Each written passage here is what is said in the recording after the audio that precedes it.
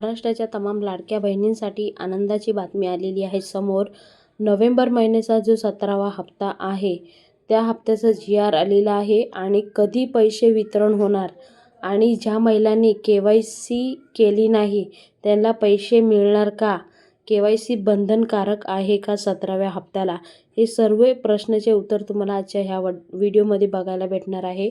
कुठेही video skip करू नका, व्हिडिओ एंडपर्यंत बघा.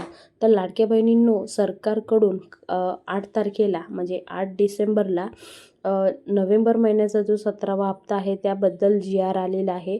आता GR आल्यानंतर ह्या 4 ते 5 दिवसामध्ये पैसे वितरण सुरू होणार आहे.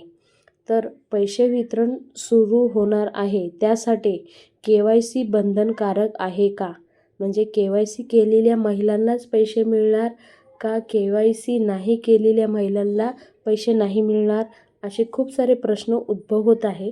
तर त्या रिलेटेड मी आज इथं क्लिअर कट सांगणार आहे का आता सरकारने 31 डिसेंबर लास्ट डेट दिलेली आहे.